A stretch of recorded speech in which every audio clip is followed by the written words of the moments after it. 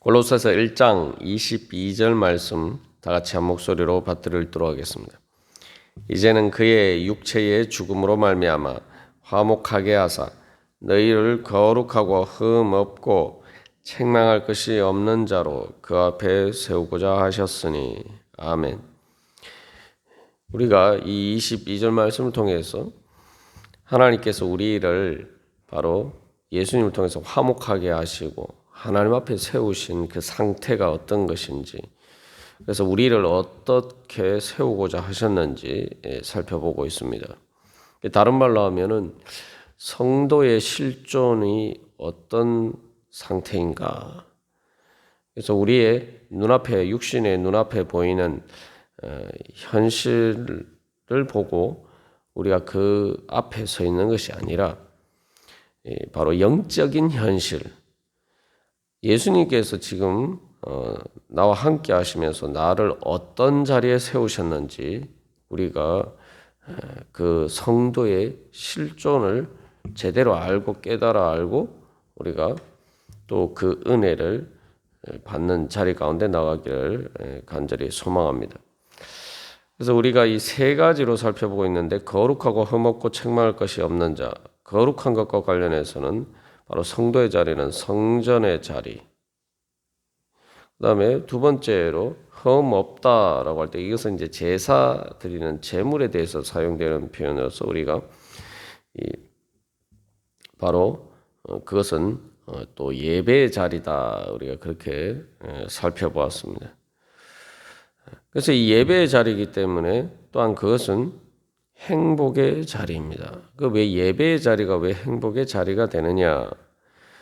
바로 우리가 주님 앞에 예배한다라고 할 때 우리가 하나님 앞에 흠없는 제물로 드려지는 거죠. 물론 나는 우리 자체로는 흠이 많습니다. 그런데 우리가 어떻게 흠없는 제물이 될 수가 있습니까?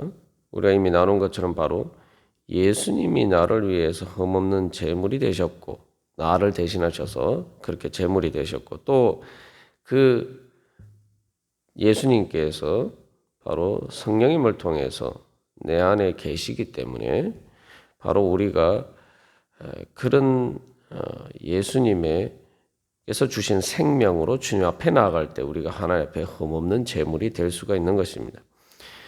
또한 그것은 하나님께서 우리가 흠이 없음에도 불구하고 흠이 없는 것처럼 봐주신다는 그런 의미가 있습니다. 우리가 부모가 자녀를 대할 때 그렇죠. 사실은 자녀가 완전히 성장해서 성숙해지기 전까지는 흠이 많죠. 그런데 우리가 어린아이들을 볼 때 정말 기뻐하고 마치 흠이 없는 것처럼 정말 그렇게 우리가 기여하고 또 사랑합니다. 하나님께서 그래서 흠이 없다라고 할 때는 우리가 그렇게 되기 전에 하나님께서 흠 없는 것처럼 그렇게 봐주시는 거죠. 그래서 탕자가 아버지 집에 돌아왔을 때에 마치 아버지가 그렇게 기뻐서 받아주었다는 거죠. 그렇기 때문에 우리가 하나님 앞에서 행복한 자리 가운데 설 수가 있는 것입니다.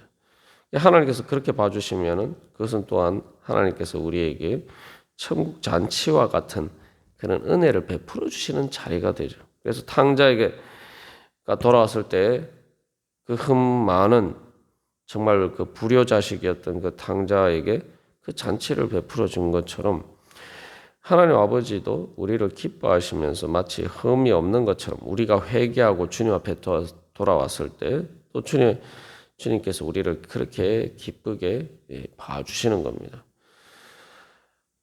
그리고 또한 하나님께서 그렇게 기쁘게 봐주신다라고 할 때 우리가 그렇게 하나님이 우리를 그렇게 봐주시는 그 자리 안에 바로 그 하나님 앞에 우리가 날마다 설 때에 내가 실제로 하나님 앞에서 흠 없는 그런 상태로 거룩한 상태로 변화가 되어가는 거죠. 어린 자녀들이 부족하고 흠이 많지만 아직 갓난아기 때는 대소변도 가리지 못하는 그러한 상태에 있지만 그러나 그럼에도 불구하고 기뻐하면서 소중하게 생각하면서 사랑해주는 바로 그 부모님 앞에 있을 때에 그 부모님이 내 사랑 가운데 있을 때에 그 사랑 안에서 이제 자라가죠. 그러면서 이제 대소변도 가리게 되고 말도 하게 되고 점점 성숙한 어른으로 자라가게 됩니다. 그러니까 우리가 이 말씀 22절 말씀을 통해서 하나님 앞에 세우고자 하셨다라는 것이 미래형이 아닙니다. 여기 자꾸 잘못 오해하면 이제 미래형으로 오해할 수 있습니다만 세우고자 하셨다는 것은 하나님의 목적을 이야기하는 거예요. 하나님께서 목적하고 뜻하셨기 때문에 그것은 반드시 이루어집니다. 그래서 이제는 우리가 그렇게 실제로 흠 없는 상태로 변화되어 갈 수가 있는 거예요. 그러니까 우리가 예배 드리고 주님 앞에 말씀과 기도 가운데서 주님과 만나고 주님과의 교제 가운데 있을 때에 우리가 그런 상태에 있으면은 자연스럽게 우리가 하나님의 빛 가운데서 흠없는 상태로 변화가 될 수밖에 없습니다. 그래서 하나님 앞에 하나님께서 우리를 흠없는 상태로 세워주셨다라고 할 때는 하나님이 그렇게 봐주시는 거고 흠이 많음에도 불구하고 흠 없는 것으로 봐주시고 또 그것을 통해서 실제로 또 그 하나님 앞에 서 있으면은 흠 없는 상태로 변화가 되는 거죠. 그게 하나님의 역사입니다. 그래서 그것이 행복의 자리가 된다는 것은 바로 우리가 나눈 것처럼 이 성소에서 하나님의 영광이 임한 그 성막에서 모세가 하나님과 만날 때 친구와 만난 것처럼 그렇게 거기에는 아름다운 이 교제가 있죠. 그래서 이 흠없는 상태를 재물이 아무런 흠이 없어서 하나님 앞에 드릴 만한 상태다. 이제 이게 가장 본질적인 의미죠.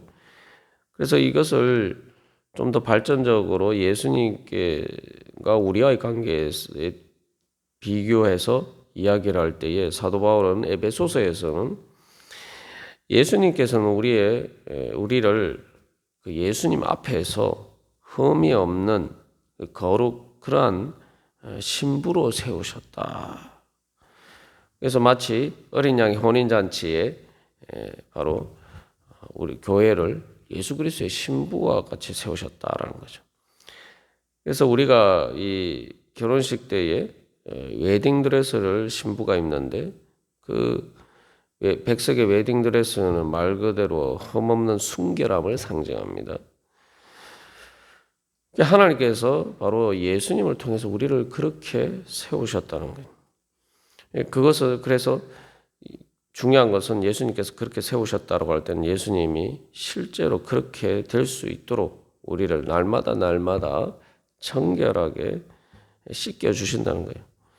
그래서 흠이 있는 상태라는 것은 이제 어린아이들이 밖에서 놀다가 뭐 지저분해지죠. 아이들이 뭐 그렇지 않습니까? 뭐 조금만 이렇게 있어도 뭐 장난치고 놀다 보니까 뭐 지저분해지고 땀 흘리고 그런 상태에 있어요.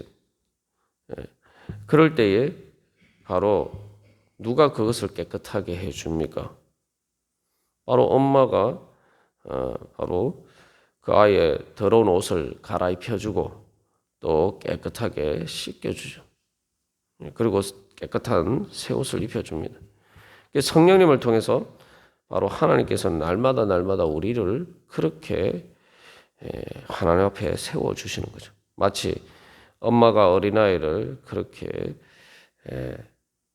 자기 앞에서 그렇게 깨끗하도록 자기 보기에 그 엄마가 보기에 정말 아이가 마치 더럽지 않도록 그렇게 깨끗하게 씻겨주는 것처럼 하나님께서 우리를 그렇게 만들어 주신다는 겁니다. 그래서 우리가 할 것은 여기서 우리 자신을 하나님 앞에 드리는 겁니다.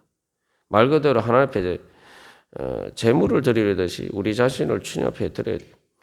그래서 예수님 앞에 우리 자신의 흠이 많지만 그 있는 모습 그대로 주님 앞에 우리 자신을 드리면서 주님 우리를 흠없이 주여 정결하게 변화시켜 주시옵소서 깨끗하게 씻겨 주시옵소서 그래서 단순히 이것은 이제 흠이 없다라고 할 때는 단점이 없다는 얘기가 아니라 정말 하나님 보시기에 기뻐 받으실 만한 상태가라는 거죠. 그래서 이 레위기를 보면은 이 흠 없는 제물을 드렸을 때에 하나님께서 그것을 어떻게 받으시느냐에 대해서 바로 하나님께서는 바로 그 하나님께 드려지는 향기로운 냄새가 된다라고 이야기를 하고 있어요. 그래서 그것을 이제 창세기에서 보면은 하나님이 이 천지를 만물을 창조하실 때에 바로 특별히 이제 마지막 인간을 창조하시고 창조를 완성하셨을 때 하나님 보시기에 심히 좋았더라. 하나님 보시기에 매우 좋았더라. 그래서 이 흠없는 상태라는 것은 바로 하나님께서 우리를 그렇게 창조해 주신다는 겁니다. 하나님이 우리를 그렇게 바꾸어 주신다는 겁니다. 그래서 여기서 우리가 앞에서 이제 골로새서 1장 15절에서 20절까지의 예수 그리스도에 대한 창조주 하나님의 그 창조의 통로로서 창조의 능력으로서 창조주로서의 예수님에 대한 찬양을 자세히 살펴보았습니다. 예수님을 통해서 그래서 22절에 육체의 죽음 이제 구속을 통해서 그 창조를 완성하시는데 그것을 통해서 그래서 하나님이 정말 기뻐 받으실 만한 그러한 하나님 보시기에 매우 좋은 그러한 하나님 앞에서의 거룩한 모습으로 우리를 새롭게 창조해 주시기를 원하신다는 겁니다. 그러면은 당연히 그 다음에 어떤 일이 따릅니까? 하나님이 기뻐 받으신다는 것은 하나님이 기뻐하시면은 그 하나님의 기쁨이 우리에게 충만해지죠. 우리가 사랑이라는 것이 그렇잖아요. 사랑할 때 행복한 이유는 내가 그 상대방을 기뻐하고 또 상대방을 기뻐하면 그 기쁨이 상대방에게 전해지죠. 그러면 상대방도 기뻐요. 그러면 그 상대방도 나를 기뻐하고 그렇게 서로 사랑할 때에 그 기쁨이 오가는 가운데 서로를 기뻐하는 가운데 그게 이제 행복한 상태가 되죠. 그래서 이제 어떻게 보면은 하나님께서 우리를 흠없는 상태로 세우셨다는 것은 실제로 이제 하나님께서 우리를 기뻐하시고 내가 그렇게 실제로 또 변화되어 가면은 내가 바로 하나님께서 주시는 행복 가운데 충만해져 가는 거죠. 우리가 이 아름다운 그 예술 작품을 보거나 또 정말 좋은 그 흠없는 그런 아름다운 것을 볼 때 우리의 마음이 행복한데 주님께서 주님 보시기에 그렇게 좋은 상태라면은 그것이 얼마나 아름답겠습니까? 그래서 우리가 이 세상에서 살다 보면 이리 치이고 저리 치이고 뭔가 마음의 상처와 또 여러 가지 세상의 공광각 가운데서 우리가 정말 초라해 보일 때가 많습니다만 우리가 늘 기억해야 될 것은 하나님께서 나를 어떻게 보고 계시는가? 하나님께서 얼마나 나를 기뻐 보시는가? 흠 없는 것처럼 그렇게 보시는가? 그래서 하나님께서는 나를 그렇게 하나님 보시기에 흠이 없도록 아름답게 변화시켜 주고 시기를 원하신다. 그래서 우리가 이제 사도 바울의 상태를 보면은 지금 골로새를 쓰는 이 과정에서 그가 감옥 안에 갇혀 있어요. 예? 정말 공고한 자리 가운데 있습니다. 그리고 그 감옥이 어디냐 여러 가지 학설이 있지만 만약 그것이 로마의 감옥이라면은 이제 사도 바울은 죽음을 앞두고 있는 그런 상태예요. 사람들 보기에 정말 아름답지 않은 또 자기 자신이 보기에도 행복하지 않은 그러한 인간적으로 보면 행복할 수 없는 그런 자리에 있지만 사도 바울은 자기가 감옥 안에 있는 것이 아니라 감옥 안에 있어도 나는 예수 그리스도 안에 있고 그렇기 때문에 주님께서 나를 흠없는 제물처럼 기뻐 받아 주실 것이다. 그리고 나를 그렇게 또 기뻐 보시고 또한 기뻐하시면서 나를 그렇게 아름답게 변화시켜 주실 것이다. 그래서 그 초라한 육신의 삶의 상태 가운데서도 자기 안에 빛나는 하나님의 영광을 볼 수 있었기 때문에 그가 기뻐하고 감사할 수가 있었던 거죠. 그렇기 때문에 사도 바울은 말 그대로 행복한 자리 가운데 설 수가 있었습니다. 그래서 우리가 오늘도 주님 앞에 나아갈 때에 우리가 기도하면서 주님 앞에 나아갈 때 우리가 많은 세상에서 보면은 정말 그러한 상태 가운데 있는 것처럼 보이지만 주님께서 나를 흠없는 것처럼 봐주시고 그리고 내가 가진 여러 가지 흠과 몸과 마음의 상처와 아픔을 주님께서 또한 흠 없도록 또 깨끗이 고쳐주시기 위해서 주님 앞에 나를 불러주셨다. 그래서 우리의 영혼이 그렇게 하나님 앞에 흠없는 그러한 정말 예수 그리스도의 신부와 같은 그런 상태로 우리가 주님 앞에 설 때에 또 주님 앞에 주님께서 그렇게 만들어 주시고 그것을 통해서 오늘도 우리가 내 심령 가운데 천국이 이루어지고 그래서 우리의 삶 가운데 또 하나님 나라를 이루어가는 그런 행복의 자리로 변화될 줄로 믿습니다. 우리 그러한 소망을 가지고 믿음으로 주님 앞에 나아가도록 하겠습니다. 다 같이 기도드리시겠습니다.